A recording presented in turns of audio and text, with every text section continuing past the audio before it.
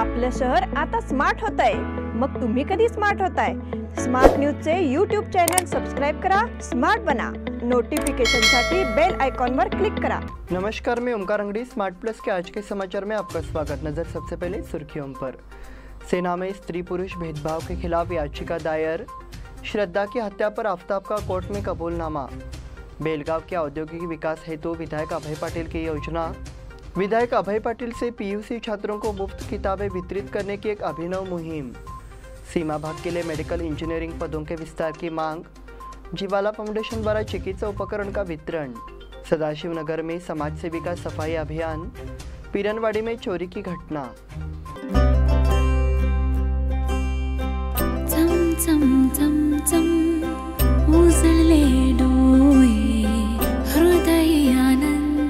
BS Channabasappa and Sons, the textile mall at Tilakwadi, Belagavi.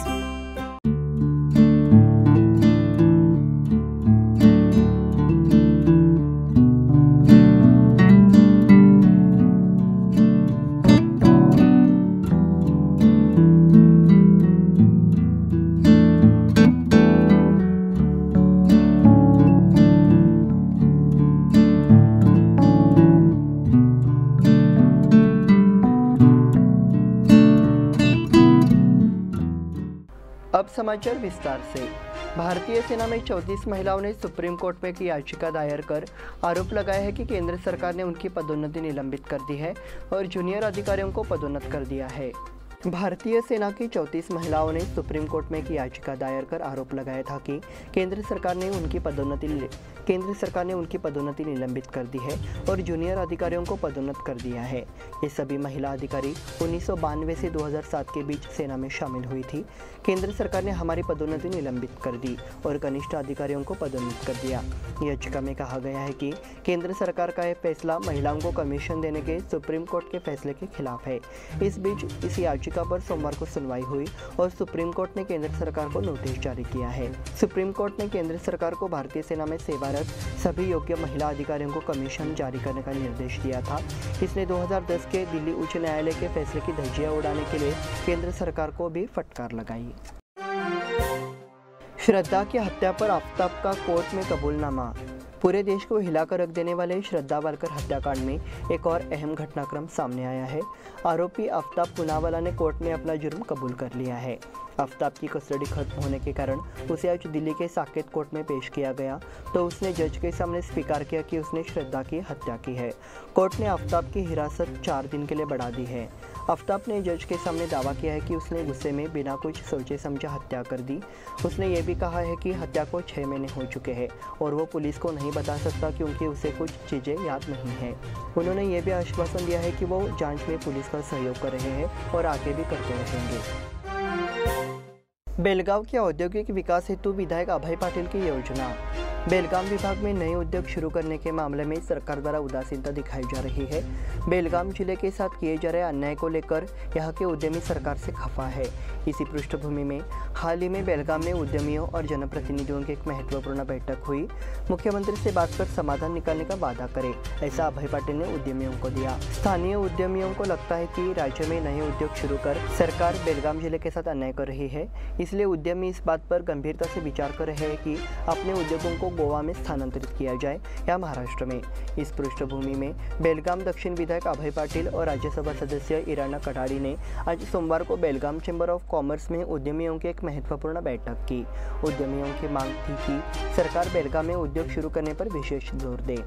बैठक के बाद विधायक अभय पाटिल ने कहा कि बेलगाम के विकास पर चर्चा के लिए मुख्यमंत्री ने गुरुवार को हमें समय दिया है, इसलिए आज हमने चैम्बर के सभी पदाधिकारियों से बेलगाम के विकास पर चर्चा की। इसमें चैम्बर ऑफ कॉमर्स, लागू उद्योग भारती, कुशल लघु उद्यमियों ने भाग लिया। सरकार बेलगाम में कई सुविधाएं पहले मुहैया करा चुकी है, वे और सुविधाएं देंगे। उन्होंने भरोसा दिलाया कि मुख्यमंत्री गुरुवार को सही फैसला लेंगे। विधायक अभय पाटिल से पीयूसी छात्रों को मुफ्त किताबें वितरित करने की एक अभिनव मुहिम। पीयूसी द्वितीय वर्ष में पढ़ने वाले कला और वाणिज्य पाठ्यक्रमों के छात्रों को मुफ्त गाइड बुक वितरित करने के लिए एक अभिनव पहल की गई है। बेलगाम दक्षिण के विधायक अभय पाटिल ने बताया कि ये गतिविधि छात्रों के अंकों के प्रतिशत को बढ़ाने और जिले के परिणामों में सुधार करने के लिए है। इस संबंध में मंगलवार को पत्रकार वार्ता को संबोधित करते हुए विधायक अभय पाटिल ने कहा कि इस गतिविधि में विभिन्न जिलों से लगभग 45 शिक्षकों के साथ साथ शिक्षा विशेषज्ञों ने भी भाग लिया है और अभ्यास पश्चात पुस्तकें तैयार की है। एसएससी रिजल्ट में जिले को 5वां स्थान मिला है, जबकि पीयूसी रिजल्ट के मामले में जिले को 22वां स्थान मिला है। इन अच्छे नोट्स के आधार पर अभ्यास सामग्री तैयार कर विद्यार्थियों को उपलब्ध कराई जाएगी। इन पुस्तकों को पहले प्रयास के रूप में लाया गया है, क्योंकि हमें उम्मीद है कि कला वाणिज्य विभाग को भी अच्छी अभ्यास सामग्री मिलेगी। इस दौरान प्रेस कॉन्फ्रेंस के मौके पर अनिल बेनके, महंतेश पाटिल, श्रीरंग देशपांडे, आशुतोष आदि मौजूद रहे। सीमा भाग के लिए मेडिकल इंजीनियरिंग पदों के विस्तार की मांग। मध्यवर्ती महाराष्ट्र एकीकरण समिति ने सोमवार को मुख्यमंत्री एकनाथ शिंदे से सीमावर्ती क्षेत्रों के लिए मेडिकल और इंजीनियरिंग कॉलेजों में सीटें बढ़ाने की मांग की। सोमवार को मुंबई में सीमावाद हाई पावर कमेटी की बैठक हुई। बैठक के बाद केंद्रीय मय समिति के कोषाध्यक्ष प्रकाश मरगाले, दिनेश ओलकर, विनोद आंबेवाडीकर ने मुख्यमंत्री शिंदे से मुलाकात कर विभिन्न मुद्दों पर चर्चा की। उनके सामने कुछ मांगे भी रखी गई। सीमावर्ती क्षेत्रों के छात्रों के लिए महाराष्ट्र के मेडिकल और इंजीनियरिंग कॉलेजों में सीटें बढ़ाई जानी चाहिए। विशेषज्ञ समिति की बैठक नियमित रूप से होनी चाहिए। सीमावर्ती क्षेत्रों के संस्थानों, विद्यालयों, पुस्तकालयों को वित्तीय सहायता प्रदान करने की मांगों को लेकर मुख्यमंत्री शिंदे को ज्ञापन दिया गया। मुख्यमंत्री शिंदे ने आश्वासन दिया कि केंद्रीय समिति की मांगों पर प्राथमिकता से विचार किया जाएगा। जीवाला फाउंडेशन द्वारा चिकित्सा उपकरण का वितरण। यहाँ के जीवाला फाउंडेशन ने सामाजिक कार्यकर्ता सुरेंद्र अंगोलकर के फाउंडेशन को चिकित्सा आपूर्ति दान की। इसने डॉक्टरों को पीपीआई किट, दस्ताने, मास्क और अन्य आवश्यक सामग्री प्रदान की। बताया गया कि इन सामग्रियों का उपयोग मरीजों की ज़रूरतों के लिए किया जाएगा। इस अवसर पर जीवाला फाउंडेशन के संस्थापक डॉक्टर सविता कद्दू, अध्यक्ष डॉक्टर सुरेखा पोटे, उपाध्यक्ष डॉक्टर राजेश्री अनिगोल, सचिव डॉक्टर रविंद्र अनिगोल, शेखर पाटिल, प्रशांत बिरजा आदि मौजूद थे। सामाजिक कार्यकर्ता सुरेंद्र अनगोलकर ने प्रेमा पाटिल, कीर्ति चौगुले और अन्य सदस्यों के साथ इन यात्राओं को स्वीकार किया। सदाशिवनगर में समाज सेवी का सफाई अभियान। नागरिकों द्वारा शिकायत की गई कि शहर और उसके आसपास कई जगहों पर गंदगी की स्थिति पैदा हो गई है। हालांकि ऐसे लोग दुर्लभ है जो खुद को साफ करने का प्रयास करते हैं। Ward number 25 Sadashivanagar last cross से समाजसेवी प्रसाद चौगुले ने स्वयं अपने क्षेत्र की सफाई की पहल की। सफाई अभियान भी चलाया गया। नागरिक सड़क किनारे, नाले के किनारे कूड़ा फेंक देते हैं, इसलिए देखा गया कि हर दिन कचरे की मात्रा में वृद्धि हुई है। उन्होंने सुनिश्चित करने की आवश्यकता व्यक्त की कि नागरिक ऐसी स्थिति में अस्वास्थ्यकर स्थिति पैदा न करे। पीरनवाड़ी में चोरी की घटना। पीरनवाड़ी की रामदेव गली में एक बंद मकान का ताला तोड़कर चोरों ने 3,87,000 रुपए के कीमती सामान की चोरी कर ली। घटना रविवार शाम को सामने आई और बेलगाम ग्रामीण पुलिस थाने में रिपोर्ट दर्ज कराई गई है। महेश चंद्रकांत मुचंडीकर ने बेलगाम ग्रामीण थाने में शिकायत दर्ज कराई है। घटना की जानकारी लगते ही पुलिस अधिकारी लक्कप्पा जोड़त्ती और उनके साथियों ने मौके पर पहुंच पंचनामा किया। चोरों का पता लगाने के लिए फिंगरप्रिंट एक्सपर्ट और डॉग टीम को बुलाया गया। चोरों ने घर में घुसकर करीब 8 तोला सोना, 5 तोले चांदी के आभूषण, 57,000 रुपये नकद, कुल कीमत 3,87,000 रुपये लूट लिए। इस बुलेटिन में वक्त हो गया छोटे से ब्रेक का। देखते रहिए स्मार्ट प्लस।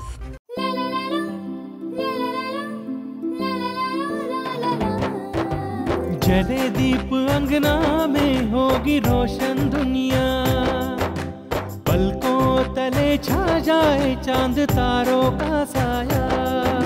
रंगोली में खिले रंग खुशियों की भी तरानी, तन मन झिलमिल जाए हर पल होंगी सुहानी। ये अटूट बंधन खिले हर आशियाना, रंग वस्त्रों का खजाना मन भाए आराधना। रंग वस्त्रों का खजाना मन भाए आराधना। आराधना मारुति गली बेलगाम। मन भाए आराधना। बेलगाम वासियों के पसंद में उतरा उड़ान बार एंड रेस्टोरेंट। सोशल डिस्टेंसिंग का ख्याल रखते हुए हमारा स्टाफ देता है बेहतरीन सर्विस का विश्वास। यहां है पार्टी और फंक्शन के लिए 3 आलीशान हॉल, कारपोरेट डिनर मीटिंग के लिए 3 अलग कक्ष, आईपीएल मैच देखने के लिए 3 बड़े स्क्रीन की विशेष सुविधा। इसके साथ ही साफ सुथरा किचन जहां हमारा वेल क्वालिफाइड स्टाफ देता है क्वालिटी और हाइजीनिक फूड की गारंटी। तो फिर खाने की हो बात तो आना परिवार के साथ। उड़ान बार एंड रेस्टोरेंट, लिंगराज कॉलेज के पास, बेलगावी। फोन 0831243577। ब्रेक के बाद फिर से आपका स्वागत। बढ़ते हैं अगले समाचार की ओर। बेलगाम शहर में सीमेंट ले जा रहे वाहन की चपेट में आने से एक व्यक्ति गंभीर रूप से घायल हो गया। शहर के शिवाजी उद्यान के पास पैदल चल रहे एक व्यक्ति को सीमेंट लदे वाहन ने मंगलवार सुबह टक्कर मार दी। उसके पैर में गंभीर चोट आई थी और काफ़ी खून बह रहा था। घायल को तुरंत अस्पताल में भर्ती कराया गया। घायल की पहचान शिवाजीनगर के रामास्वामी गौड़ा के रूप में हुई है। इस घटना से इस मार्ग पर नागरिकों की भारी भीड़ उमड़ पड़ी। हादसे के कारण इस स्थान पर ट्रैफिक जाम लग गया। शाहपुर थाना पुलिस और साउथ ट्रैफिक पुलिस ने मौके पर पहुंचकर निरीक्षण किया। इसके बाद पुलिस ने यातायात पर काबू पाया और सड़क को नागरिकों के लिए खोल दिया। हिंडलगा हाईस्कूल के पूर्व छात्रों का पुनर्मिलन संपन्न। वर्ष 1987-88 के हिंडलगा हाईस्कूल में अध्ययन करने वाले पूर्व छात्रों का हाल ही में एक पुनर्मिलन आयोजित किया गया। ये कार्यक्रम Somnath lawn, bauxite road, Hindalga में आयोजित किया गया। छात्रों के इस समूह ने स्कूल के नए भवन को रंगने में बहुमूल्य योगदान दिया। कार्यक्रम की शुरुआत विद्यालय भवन का फीत काट कर की गई। इसके बाद छात्राओं ने ईशा स्तवन और स्वागत गान प्रस्तुत किया। महिला अध्यक्ष भाग्यश्री चोपड़े ने प्रस्तावित पेश किया। कार्यक्रम की अध्यक्षता नागेश मनोलकर ने की। इस अवसर पर पूर्व शिक्षकों का सम्मान समारोह आयोजित किया गया। कार्यक्रम में बड़ी संख्या में गणमान्य व्यक्ति और आमंत्रित लोग शामिल हुए। सीमा मामले की सुनवाई में देरी की संभावना। महाराष्ट्र कर्नाटक सीमा मुद्दे पर सुप्रीम कोर्ट में 23 नवंबर को निर्धारित सुनवाई कुछ दिनों के लिए स्थगित होने की संभावना है, क्योंकि पीठ के न्यायाधीश 23 नवंबर को उपस्थित नहीं होंगे। इससे पहले 30 अगस्त को सुनवाई हुई थी। उस समय कर्नाटक के वकीलों को तैयारी का समय नहीं मिलता था, क्योंकि सुनवाई अचानक आ जाती थी। इसलिए सुनवाई स्थगित करने का अनुरोध किया गया। उस वक्त जज ने कहा था कि सुनवाई बार बार नहीं टलेगी। अगली सुनवाई 23 नवंबर को होगी। महाराष्ट्र सरकार और केंद्र सरकार के अनुसार आवश्यक तैयारी शुरू कर दी गई है। रिंग रोड के खिलाफ आंदोलन को अधिवक्ता संघ का समर्थन। तालुका में किसानों की भूमि अधिग्रहित कर ली गई है और रिंग रोड बिछा दी गई है। इसके बजाय फ्लाईओवर बनाकर किसानों की उपजाऊ भूमि को बचाया जाना चाहिए। बेलगाम बार एसोसिएशन ने किसानों के लिए समिति के आंदोलन का समर्थन किया है। इस समय अध्यक्ष एडवोकेट प्रभु यत्नती द्वारा बेलगाम बार एसोसिएशन का समर्थन जताया गया। उन्होंने मोर्चा के लिए अपना समर्थन जताते हुए कहा कि वो किसानों के साथ रहेंगे। इस अवसर पर तालुका कमेटी की कार्यकारी अध्यक्ष मनोहर किनेकर, एडवोकेट सुधीर चव्हाण, पूर्व mayor Shivaji Suntkar, R I. Patil, S L. Chougule, advocate M G. Patil, advocate Prasad Sadekar, Pundlik Pawshe आदि मौजूद रहे। डॉक्टर प्रभाकर कोरे की मुख्यमंत्री बोम्मई से चर्चा। केली शिक्षा संस्थान के कार्यकारी अध्यक्ष डॉक्टर प्रभाकर कोरे ने सोमवार को बेंगलुरु में मुख्यमंत्री बसवराज बोम्मई से मुलाकात की और केली शिक्षा संस्थान और राज्य के स्वास्थ्य विभाग के विकास कार्यों पर चर्चा की। केली शिक्षा संस्थान, जो एशिया में स्वास्थ्य देखभाल के लिए कई महत्वपूर्ण भूमिकाएं निभाता है, स्वास्थ्य क्षेत्र में कई समस्याएं हैं और राज्य सरकार द्वारा इसका समर्थन किया जाना चाहिए, ऐसा डॉक्टर प्रभाकर कोरे ने कहा। स्वास्थ्य मंत्री डॉक्टर के सुधाकर, मुख्य सचिव अनिल कुमार, पीके आयुक्त डी रणदीप और स्वास्थ्य विभाग के अधिकारी मौजूद रहे। वैश्यवाणी समाज द्वारा आइसक्रीम बनाने का प्रशिक्षण। यहाँ के वैश्यवाणी महिला मंडल ने श्री समादेवी संस्थान के हॉल में महिलाओं को आइसक्रीम बनाने का प्रशिक्षण दिया। इस कार्यक्रम में 50 से अधिक महिलाओं ने भाग लिया। रूपांजलि भोसले ने 12 प्रकार के आइसक्रीम के साथ साथ फालूदा और कुल्फी का प्रदर्शन किया। कार्यक्रम में महिला मंडल की ओर से उज्ज्वला बैलूर, लक्ष्मी बेडीकर, अक्षता कलगड़गी, अश्विनी कलगड़गी, शीला बेडीकर, शीतल कुर्तुरकर, प्रणाली कपलेश्वरी मौजूद रही। उद्यमी और जीएसटी अधिकारियों की बैठक संपन्न। व्यापारियों और उद्यमियों को अनावश्यक नोटिस जारी करने से रोकने की मांग कर्नाटक जीएसटी विभाग के संयुक्त आयुक्त के एक बयान में की गई है। व्यावसायिक कर अधिकारियों की बैठक भी हुई। जीएसटी रिटर्न के मामले में सही जानकारी नहीं मिलने पर जीएसटी विभाग के अधिकारियों ने नोटिस भेजा है। कुछ अधिकारी कर्मचारी दुकानों पर जाकर व्यापारियों को परेशान कर रहे हैं। बयान के जरिए इस प्रकार को तत्काल बंद करने की मांग की गई है। चेंबर ऑफ कॉमर्स के अध्यक्ष हेमेंद्र पोरवाल, लघु उद्यमी संघ के अध्यक्ष महादेव चौगुले सहित अन्य उपस्थित थे। इसी के साथ स्मार्ट प्लस के आज के समाचार समाप्त हुए। धन्यवाद।